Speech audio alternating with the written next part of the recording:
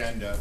Uh, some of this could get humorous, and please don't be offended because my father wouldn't be. He'd be looking down laughing on the fact that the humor was there. That was definitely part of our family dynamic. The Scottish ancestry kind of carried over. The Calvinist Presbyterian roots kind of parted company with him about the age of 16 when he stopped being a regular churchgoer.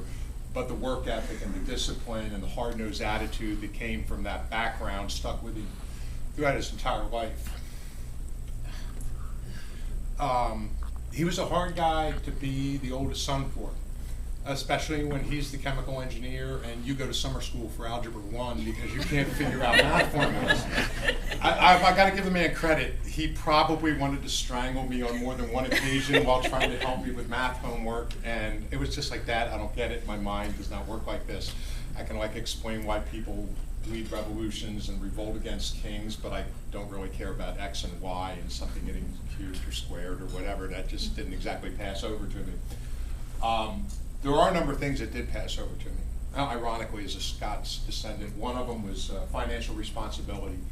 The man was as tight with a dime as you could possibly get. His grandchildren will probably joke about that a little bit. And I get grief about this in our family all the time because I am the cheapest person in the family by far. Yep.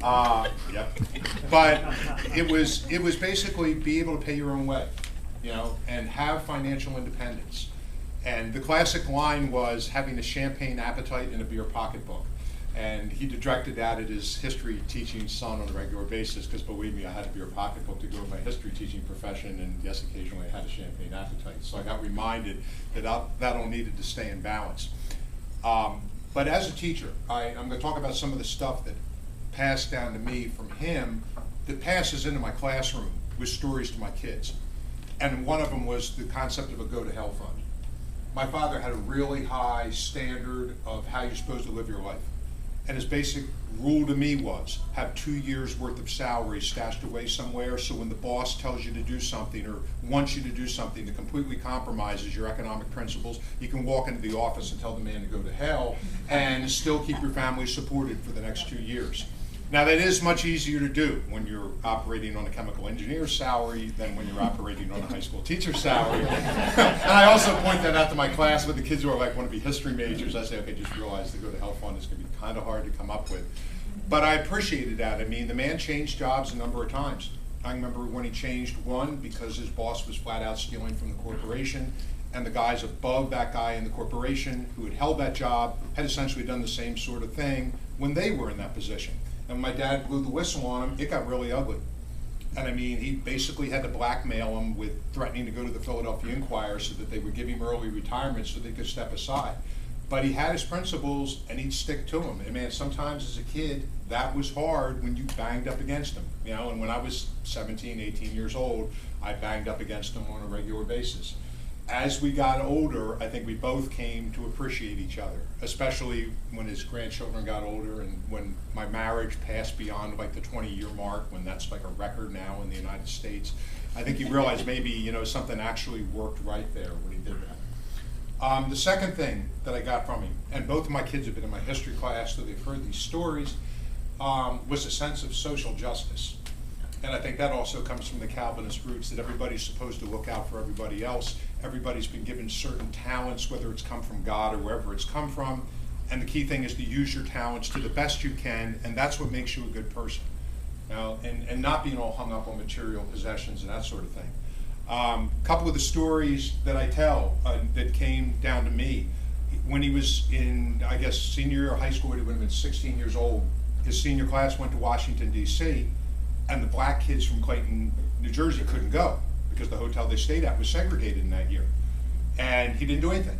He didn't protest it. Now, when I'm teaching my civil rights class or my American history class, I talk about how World War II impacted American attitudes about racism because we're fighting a racist regime in Germany, and then we're coming home and finding some of the same stuff here in this country. So the man who went on his senior trip when he was 16 years old told the bus driver in College Station, Texas, that if he wasn't going to let him and the black pilot sit in the same seat in the bus, my father was going to go up and take the stick shift to the bus and stick it someplace where the sun didn't shine. And he was proud about the fact that in 1945 he was trying to integrate a bus line in College Station, Texas. It wasn't easy growing up with him writing letters to the editor in 1965 saying he didn't care if a black person moved in next door to us in what was known as Lily White Winona in South Jersey. And my so-called friends like threw things at the house and called me an N-lover for a couple of months. So when my kids in class want to know, why do you have the attitude you have? I say, when you grow up around that kind of environment, it rubs off. The one that has always stuck with me, and I had Connie Mack Stadium up here on this because he started out as a Philadelphia Athletics fan before they moved, and Jimmy Fox was his hero. And he became a Red Sox fan only when Fox went to the Red Sox. That's when he then became a Red Sox fan. But we used to go to Connie Mack Stadium in North Philly, and North Philly turned into one of the worst ghettos in America. And we're driving back from Connie Mack Stadium one time. This is the kind of stuff, and he forgets this stuff, that he actually did it, and I told him later about it in life. We stopped at the street corner, and here's this little black kid about my age, standing on a street corner, dribbling a basketball in what is obviously a poverty-stricken neighborhood, and my dad must have been like 10. And my dad turns to me and says, "What do you think that kid's chances in life are like in comparison to yours?" Now, he then later accused me of having a middle-class guilt complex about how the world works, you know, and like I want to go out and save it. And I said, what are you talking about? You helped create the middle-class guilt complex by making me think about stuff like this.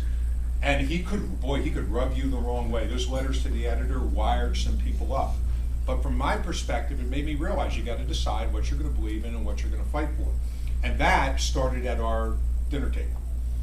I mean, I've taught for 32 years. I have seen so many parents so hung up on the grade on the report card. My father could not give a crap about the grade on the report card if I could not sit at the dinner table and defend what it was I was talking about.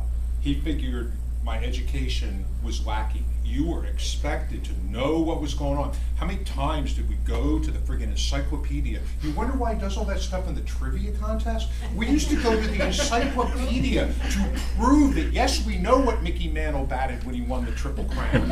I mean, it was like, 356. Thank you. You're expected to be able to do that. So that was kind of like the, you know, the standard that we got at home from that. And to do that, you had to keep up.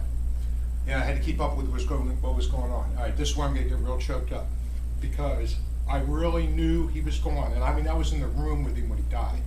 But I really knew he was gone when I got home and I'm watching Chris Matthews on TV, and Al Sharpton's on there talking about stuff with Chris Matthews, and it got what they were talking about got me all fired up. And I walked in the kitchen. I was going to pick up the phone because, my God, like 5 times a week we would pick up the phone and say, "Hey, did you see da da da da da? You didn't? Well, here's what they said, da da da da da." And my God, he was 86 years old and I'm 56 years old, and it's like he would call you and he'd expect you to understand what was happening and have an intelligent opinion on it. And he didn't necessarily have to have it agree with his, but you had to be able to explain it. You know, and I mean, I just hope that, you know, 30 years from now, these two can sit there and talk about similar stuff with me, because I mean, it just like passes down from one generation to another. So anyhow, that's 3 of the things when I thought about what am I going to talk about with my dad. That's 3 of the things that stick with me. And ask any of my students for the last 30 years, they hear the Texas bus story, they hear the Go to Hell Fund story, they hear the letter to the editor and everybody in the neighborhood John my case story. There's some other ones that I've left out. But I mean, and it cracked him up when I told him about it later, because half of these he didn't even remember doing. And this is what I tell my kids in class, man, you talk to your kids when they're little, and those tapes are running, and they're taking it down. So be careful what you tell them, because they're listening to you and they're looking up to you, and you're the one who passes on to the next generation what the attitudes are going to be like. And I just, you know, I saw it came from him all the time. Now, come here. You got to tell a couple. I do. Yeah, you got to tell.